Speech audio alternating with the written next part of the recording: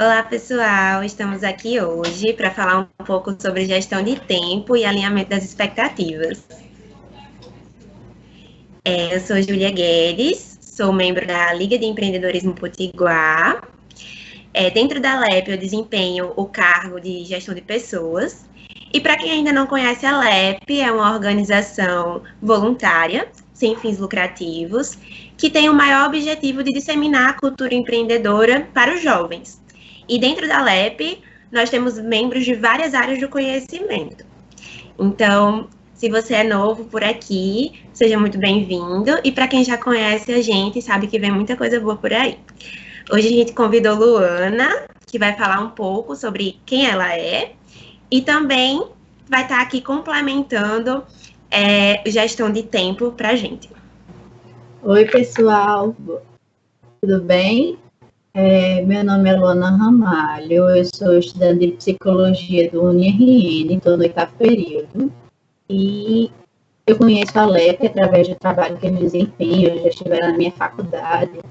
É um trabalho incrível, assim, sem medidas, nós já tivemos algumas parcerias juntos, e hoje nós vamos conversar sobre gestão de tempo e alinhamento de expectativas, e de que forma esses dois fatores são ferramentas para lidar com os desafios do empreendedorismo. Como assim? Quando a gente pensa sobre gestão de tempo, é uma série de processos e execuções que precisam acontecer para que a gente administre o nosso tempo. Por que é importante, né, que a gente administre o nosso tempo? Sempre que a gente pensa em gestão de tempo, vem algo organizado, uma rotina, um cronograma, e o sucesso, através dessa organização, ele é muito mais coeso e firme do que se a gente tentar a sorte. Obviamente, tem coisas que a gente faz no impulso e dá certo, e elas são tão vangloriadas quanto, mas processos mais metódicos, eles têm maior segurança e maior margem de acerto do que se a gente tentar pela sorte. E, como eu falei, o tema da nossa palestra é gestão de tempo e alinhamento de expectativas, enquanto ferramentas para lidar com os desafios de empreendedorismo. E quais seriam esses desafios de empreendedorismo? Eu vou tomar como um exemplo a rotatividade dos empregadores, né? As taxas de turnover. O que seria isso? Seria justamente a rotatividade dos empregadores e como isso impacta nas dinâmicas da empresa. Toda empresa, quando ela possui colaboradores fixos, ela possui também uma dinâmica muito bem segmentada de como as coisas vão acontecer, de como o produto vai ser entregue, de como o serviço vai ser efetuado. E uma vez que entra ou sai novos membros, toda essa dinâmica muda. Por quê? Existe a receptividade dessa pessoa, existe a forma como ela desempenha o seu trabalho, existe o tempo em que ela desempenha, porque ela ainda assim pode ser a melhor das pessoas, mas o tempo pode ser diferente do que o do restante da equipe, e isso gera um atrito na forma como as coisas são feitas. Existe o cargo em que ela vai ocupar, se ela ocupa o cargo de uma pessoa que anteriormente era querida e agora gera essa rejeição, que não é uma rejeição, mas é um estranhamento. Então, são muitos fatores que, na medida em que os seus empregados entram ou saem, mudam diretamente na performance da sua equipe. E a performance da sua equipe, quando ela está dentro daquilo que é melhor possível, ela garante a sua estabilidade no mercado, ela retém os seus compradores, porque eles sabem da qualidade do seu serviço e ficam seguros para te indicar, ficam seguros para continuar consumindo daquilo. Então, tudo da sua empresa, você pode ter o melhor produto que for, mas ele só vai ser entregue, só vai ser reconhecido mediante os seus colaboradores. Então, esse é um exemplo da taxa de turnover, e eu gostaria de saber se tem alguma pergunta a ser feita sobre isso, ou se eu posso dar continuidade. Pronto. Se alguém tiver alguma pergunta até aqui, vocês podem estar deixando essas perguntas no chat, que no final a gente vai estar comentando e respondendo a todos, tá bom? Mas para a gente dar continuidade, eu queria perguntar para a Lu, qual seria uma possível causa, por exemplo, para essa alta taxa de turnover que pode estar ocorrendo em alguma empresa que a gente conhece ou até mesmo na que a gente se encaixa? Pronto.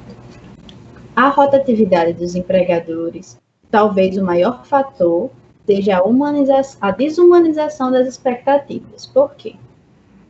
quando a gente contrata alguém, a gente, dentro de uma empresa, na verdade, todas as empresas, elas contratam os seus colaboradores visando a produtividade da empresa, sendo que essa produtividade, ela vem sendo deturpada ao longo dos anos, porque entende-se que a produtividade é o sacrifício do tempo em prol do resultado, sendo que uma produtividade ela não precisa necessariamente vir atrelada a um sacrifício.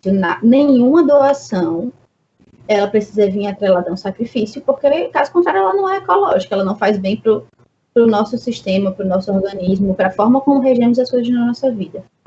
Então, a taxa de turnover, o maior fator é a desumanização das expectativas. A gente coloca dentro de uma semana prazos impossíveis de serem realizados, pressões impossíveis de ser ignoradas, uma vez que a mão de obra ela está sendo extremamente pressionada, principalmente em decorrência do atual cenário do coronavírus, onde as pessoas precisam do emprego mais do que nunca, e existe uma demanda de busca de emprego maior do que nunca. Então, aparentemente, se você não quer, tem quem queira, e fica essa instabilidade, e a pessoa, isso influencia diretamente dentro do clima organizacional da empresa, uma vez que, ainda que seja um ambiente anteriormente acolhedor, pode vir a se tornar um ambiente hostil diante de tanta pressão e diante de tanta expectativa.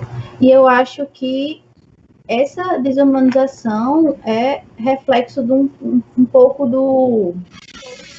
Como é que eu posso dizer? Um pouco da alta expectativa que os gestores têm diante dos seus colaboradores.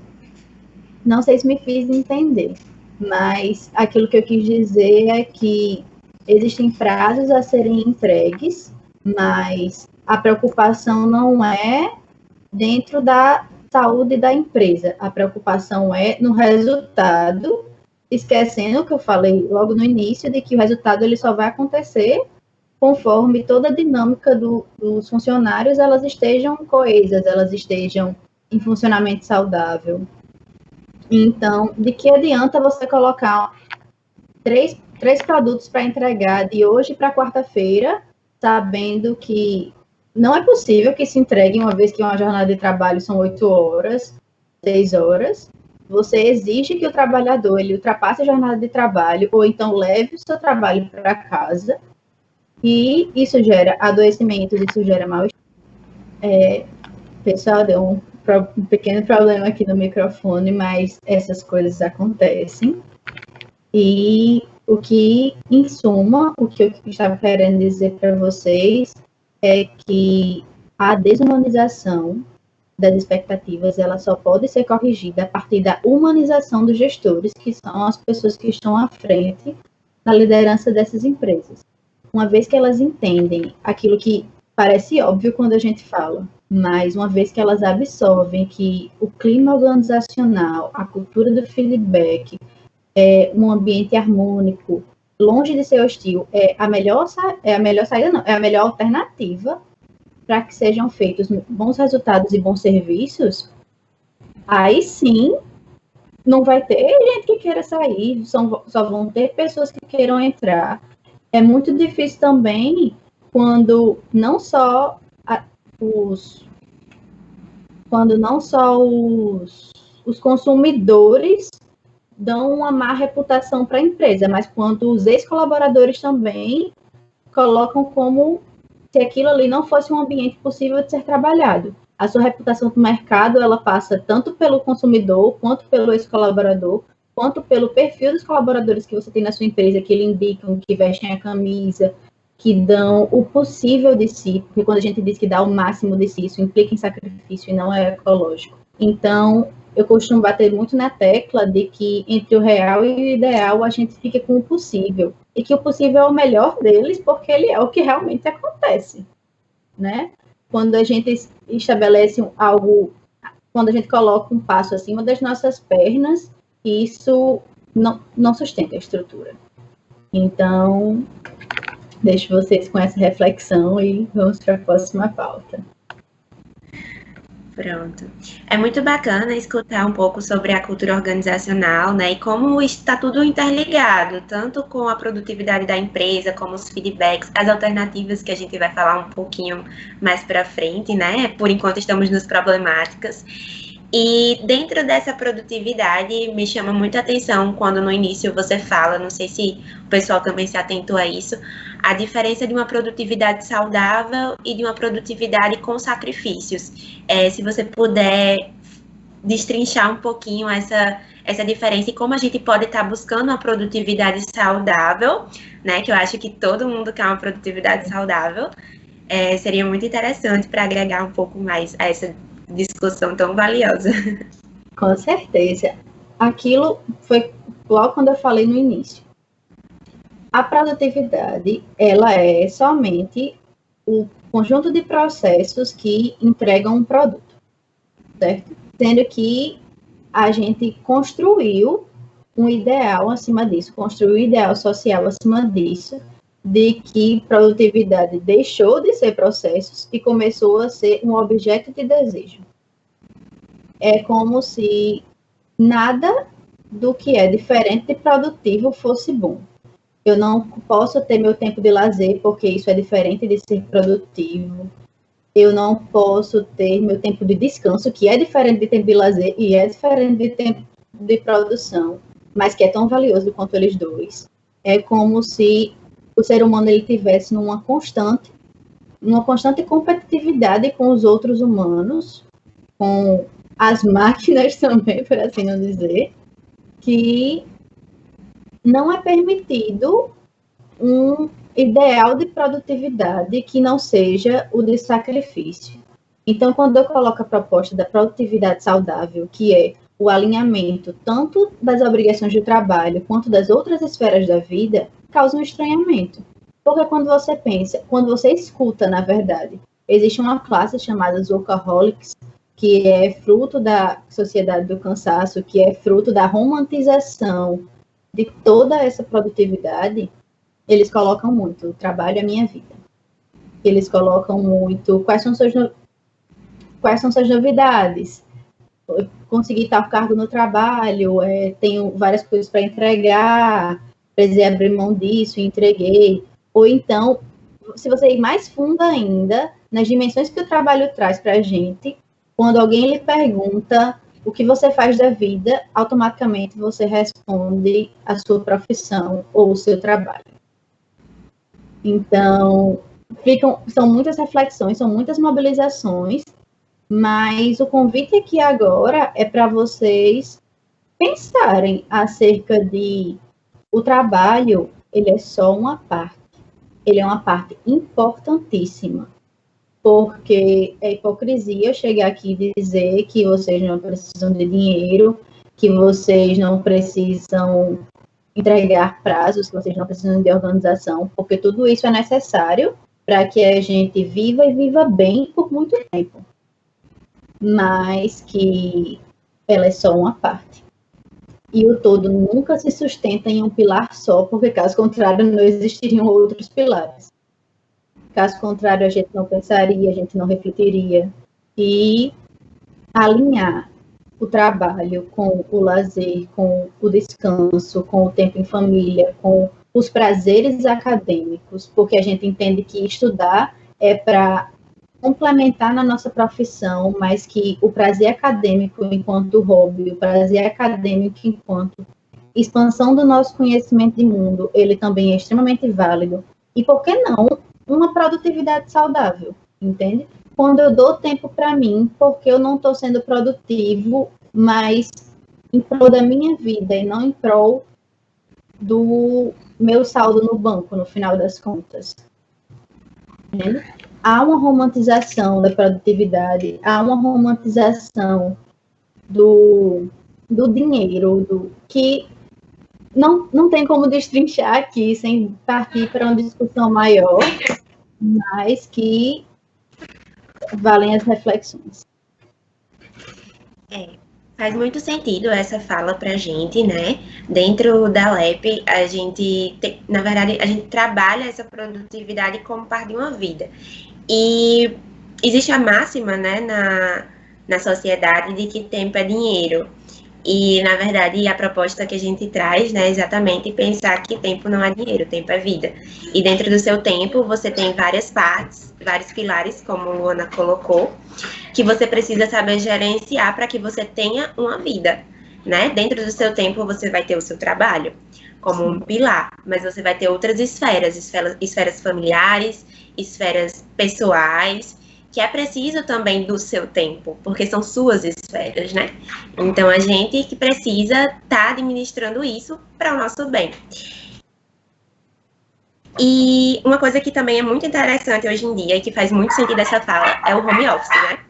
Então, nesse período que a gente está vivendo, que é um período muito delicado, que às vezes a gente precisa trazer o nosso trabalho para a nossa esfera pessoal, para a nossa esfera familiar, né? Tentar gerir isso tudo não é fácil. E a gente sabe, talvez precise de um tempo de adaptação, né? Para que se consiga realmente discernir cada espaço, cada pilar dentro da vida. E dentro desse home office, eu acho que essa visão deturpada da produtividade ainda toma mais espaço, né?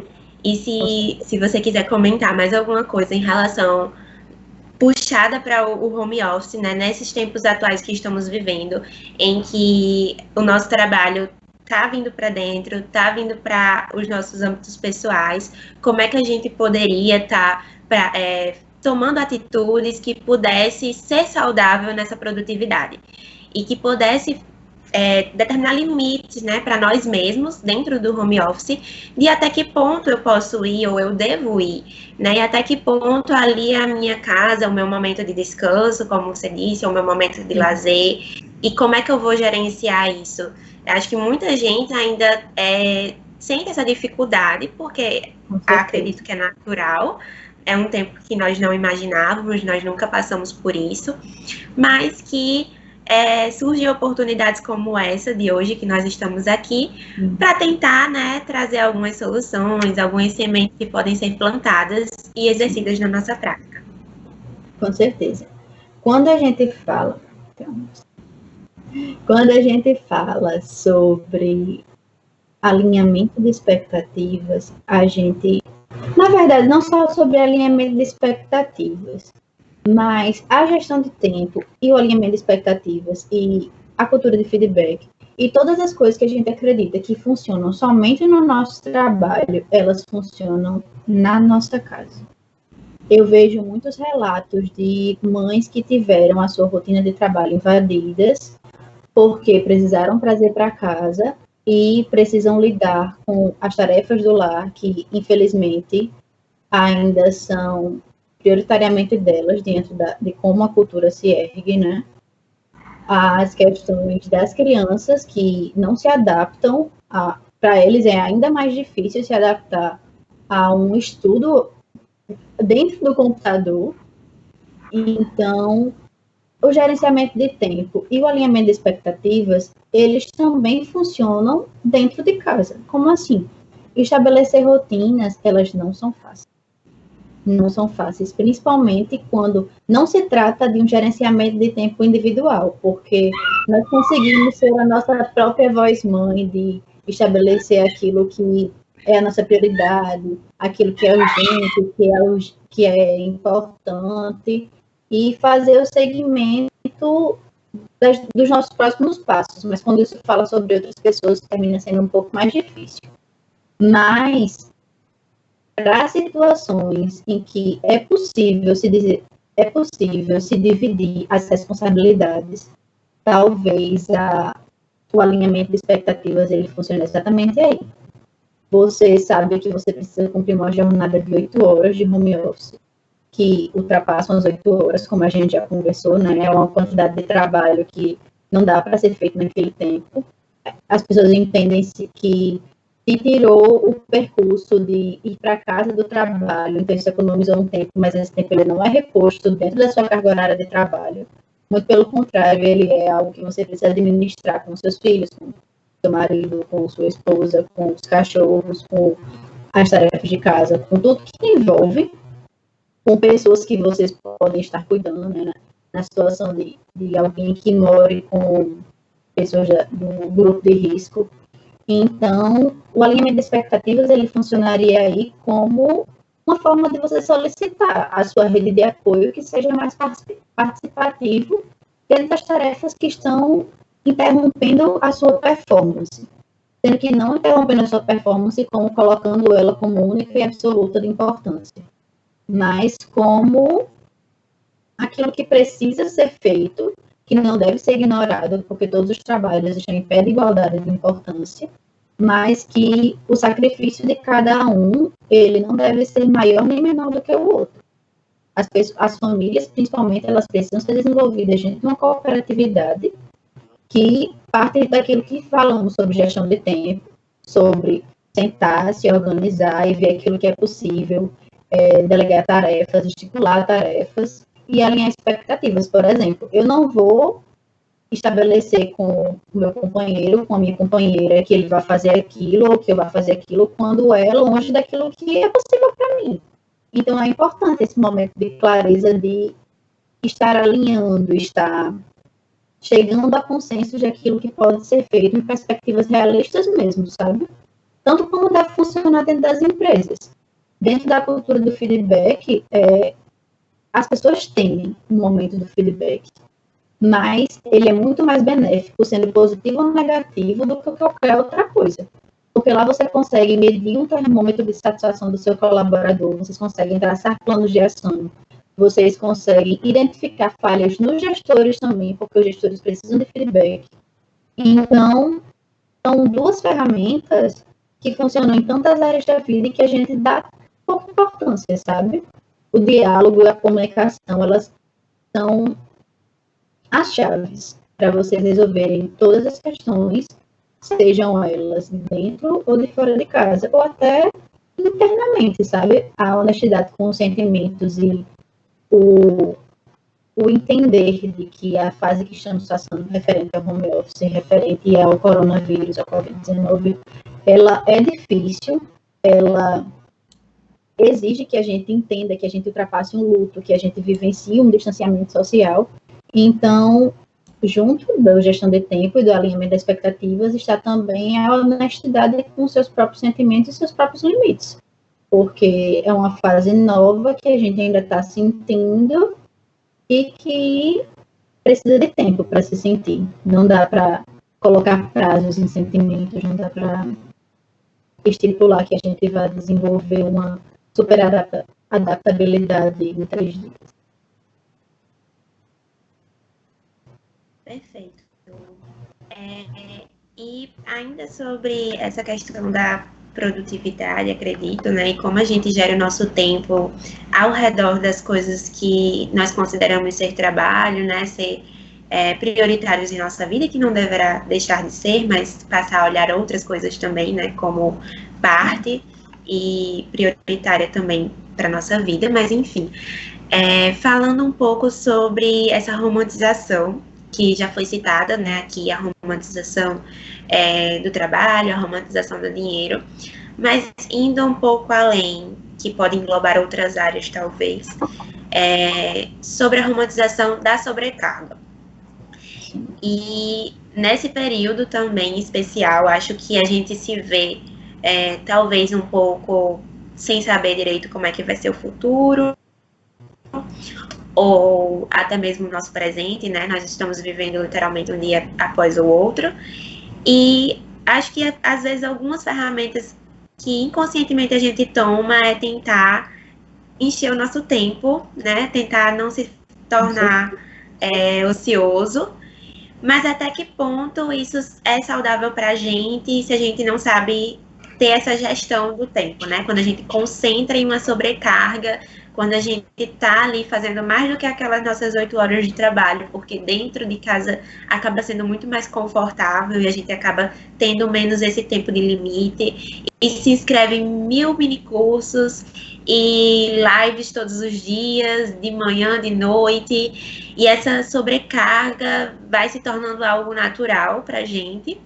e o tempo de cuidado vai se tornando algo menos ativo na nossa vida, né? Sim. Como é que a gente pode estar desconstruindo a ideia da romantização da sobrecarga, como algo que nos completa, né?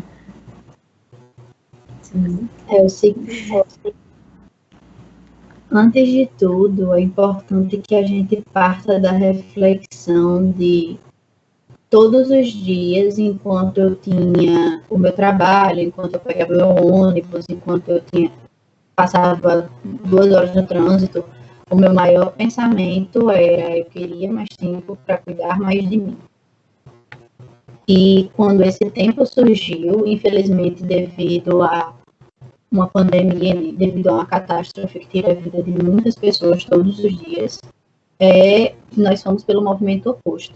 É como se nunca houvesse a possibilidade não, é como se nunca houvesse a permitividade de usufruir desse tempo de contato, desse tempo de cuidado. De contato também, mas de cuidado principalmente. Porque o movimento de buscar lives que duram até 7 horas da manhã, o movimento de se inscrever em mini cursos que vão ou não vão ser participados, o movimento de querer aprender a fazer mil receitas, ou o movimento de se preencher o suficiente para que volte a não ter o tempo de cuidado, entende? Esse é um dado muito importante que a gente está colhendo das pessoas, de que agora é o tempo de preencher com tudo que antes não dava para ser preenchido, como aulas de violão, como lives, filmes, minicursos, mas que nenhuma dessas coisas volta para o nosso princípio de o tempo para respirar, o tempo para sentir as nossas dores, o tempo para praticar o autocuidado. E quando eu falo autocuidado, eu não falo de skincare, eu não falo de ler um livro, eu falo de fazer aquele exame de sangue que a pessoa não faz há 1 milhão de anos. Eu falo de todas as práticas de cuidado que a gente ficava postergando porque nunca tinha tempo. Então, é muito mais fácil que as pessoas voltem para o movimento de se lotar de obrigações do que de olhar para isso, sabe? Então, a romantização, ela está justamente para tapar um grande buraco. É como se existisse uma falta imensa de conseguir conectar-se consigo, de conseguir perceber as nossas faltas, de conseguir pedir ajuda para lidar com elas, que é muito mais fácil eu erguer um muro com receitas, com instrumentos, com lives, com cursos, com yoga, com muitas fotos no Instagram, com um perfil ainda mais atualizado, com tudo aquilo que cobre a nossa falta. Então, a romantização ela é justamente sobre isso. Ela é uma maneira de esconder aquilo que nos fere. Então, a maneira de reverter é sinta. É a mais difícil de todas as coisas que eu falei. Essa é a mais difícil de todas. Porque sentir, ela evoca uma tristeza, muitas vezes, de que a gente estava tentando fugir por muitos anos.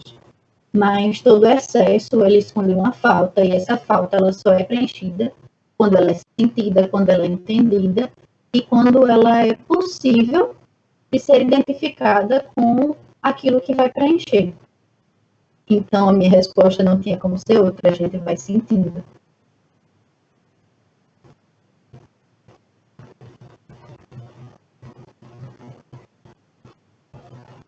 Difícil, né?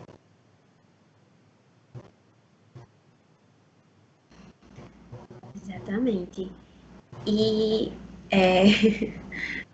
falando um pouquinho ainda sobre essa questão das prioridades, na verdade, trazendo um pouquinho para essa questão das prioridades, acho que eu queria deixar um pouco mais claro, a gente está derrubando alguns conceitos, trazendo algumas problemáticas, que o nome já diz, né, que são problemáticas, para problematizar mesmo, mas que, na verdade, a gente não está dizendo que não é saudável você, se você tem alguma coisa que você gosta, que você quer colocar como uma meta sua, e você viu uma oportunidade de fazer uma live, um mini curso, uma maratona, dentro daquilo, ótimo, como o Lu disse, aproveita esse tempo que a gente está tendo para fazer coisas que antes você não conseguia ter tempo, né? E o que acontece aqui é a gente tentar gerir o que é prioritário para a gente e gerar essa linha de prioridades do que até onde eu sou capaz de atender a tudo isso em um determinado período de tempo, né? E não sobrecarregar o passar desse seu limite. E é muito bacana quando o Lu coloca essa questão de você sentir, porque quem vai conseguir dizer justamente é você, porque é o seu tempo, né? O tempo é diferente, o meu tempo pode ser muito diferente do tempo de Luana, porque nós fazemos atividades diferentes, porque o que é prioritário para mim pode não ser exatamente o que é prioritário para ela, e as nossas atividades, elas vão ser distribuídas de formas diferentes e não iguais. E é muito complicado também a gente entender isso. Parece simples falando, mas no mundo que a gente vive da tecnologia em ascensão, na verdade já está em ascensão há muito tempo, né? Mas em explosão de tecnologia, a gente tende a comparar muito o nosso tempo com o outro. Então, se o outro está fazendo A, eu quero estar fazendo A. Por que eu ainda estou em X, né? E assim, a gente precisa justamente ter essa cultura de feedback com a gente também, né? O Lu vai falar mais na frente sobre a questão organizacional em si da empresa, mas a gente precisa também estar constantemente revendo as nossas metas, os nossos planos, o que a gente quer para a nossa vida, no sentido de vida e não só de trabalho, né? Como já foi colocado, de quando nos perguntam o que a gente faz da vida, a gente liga logo a nossa profissão. Mas assim, além disso, né, o que a gente quer, o que a gente busca. Esse ano, será que você não colocou na sua meta de ser mais saudável ou de se atentar mais quanto a isso, outras coisas que a gente pode estar revisitando, né, e tentando, mesmo que num modelo diferente da dinâmica de 2020, fazer, né, tá ali cumprindo as nossas metas, mas lembrando de uma frase, inclusive, que a gente usa muito na LEP, que a vida não é um checklist. Então, se não deu para fazer tudo, não tem problema. Você fez o que foi possível, como a Luana disse. Quando a gente pensa na possibilidade, eu acho que a gente consegue sentir os pés mais no chão, né? Quando a gente pensa no ideal, a gente queria sair listando todas as nossas metas, mas a gente fez o que é possível e ainda tem muito tempo para a gente fazer o que é possível, né? E o que é prioritário na nossa vida. E aí a gente já falou um pouco das problemáticas, e eu queria perguntar à Luana se ela poderia nos dar algumas alternativas, né, possíveis alternativas para a gente estar enfrentando essas problemáticas, que a gente não vai sair daqui sem dizer algumas alternativas, né? A gente não veio só problematizar, a gente veio ser resolutivos. É verdade. Pessoal, vou dar soluções não. Vou fazer pontuações que eu acredito do fundo do meu coração que cabem para as problemáticas que a gente trouxe.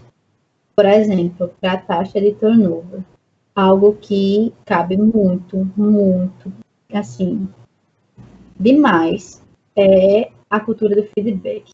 Eu citei ela algum tempo atrás, mas eu vou explicar um pouco melhor como ela funciona. A cultura do feedback, ela não se trata somente de que, uma vez perdida, você vai chamar seu colaborador, vai dizer o que ele acertou, o que ele não acertou, e de lá só na próxima vez que você sentir que isso é necessário. A cultura do feedback, ela se trata de todo um planejamento, todo.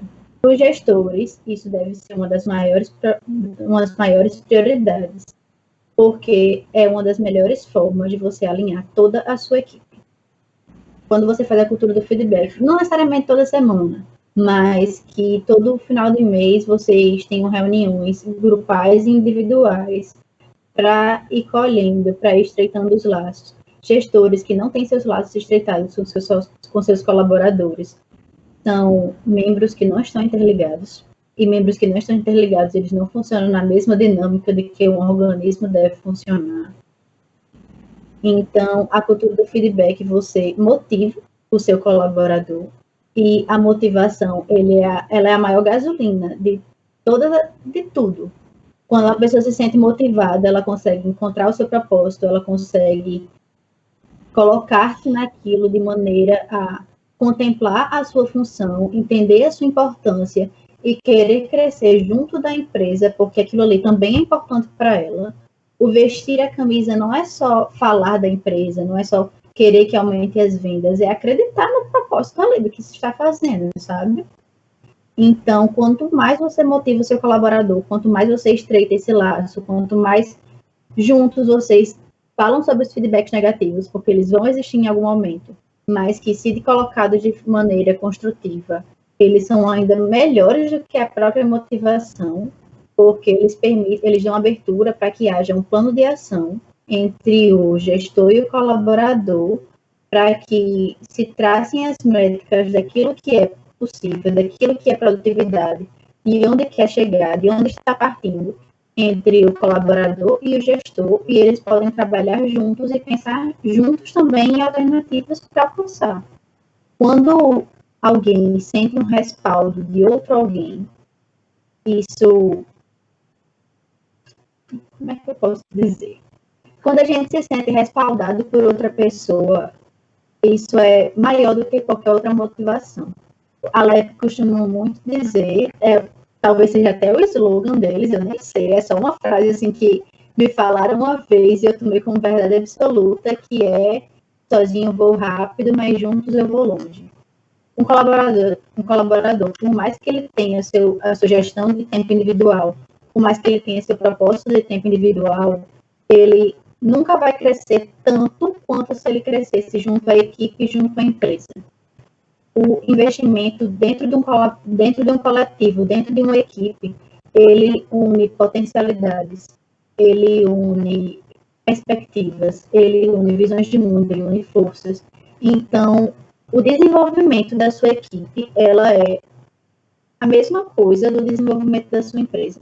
Então, você planejar a cultura do feedback, você planejar implementar a cultura do feedback e planejar cada feedback individual que você vai dar, pontuando, sabendo como pontuar, já criando alternativas para plano de ação. Isso pode dar um engajamento muito maior na sua empresa e, como eu disse, repor e evitar, transpor o que for a taxa de turnover. Acredito que quando o ambiente ele é acolhedor, quando ele passa longe de ser hostil, todos os empregadores, eles vestem a camisa e eles não vão ser a empresa de fulano, vai ser a empresa daquela equipe. Vai ser a Alep não é a empresa de Tiago, é a empresa de Júlia, é a empresa de Raí, é a empresa de todas as pessoas que trabalham ali. Para falar sobre nosso outro problema citado foi qual, Ju? Você pode me lembrar? Taxa de turnover. A humanização das expectativas, a desumanização, no caso. A humanização das expectativas, eu acredito que já falei, mas vou reforçar. Gestores, cuidem dos seus colaboradores. Eles são tudo. Quando vocês investem neles, vocês estão investindo em si, estão investindo no serviço, estão investindo no produto, vocês estão investindo no futuro da sua empresa. Vocês estão investindo nos seus potenciais clientes, entendem? Toda vez que vocês promovem uma cultura organizacional saudável, vocês conseguem humanizar essas expectativas, delegar funções, fazer com que essa equipe ela esteja articulada de maneira intersetorial para gerar soluções muito mais rentáveis, muito mais possíveis e muito melhores, por assim dizer. Então, cuidem dos seus colaboradores, humanizem-se, pensem que a satisfação deles é a sua satisfação.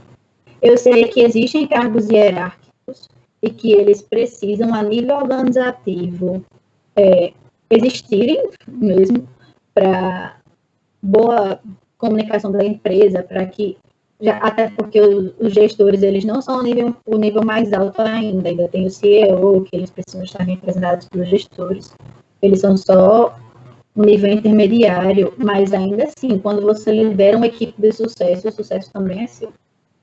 Então, trabalhem em ambientes saudáveis, que vocês vão ter colaboradores saudáveis, e resultados incríveis.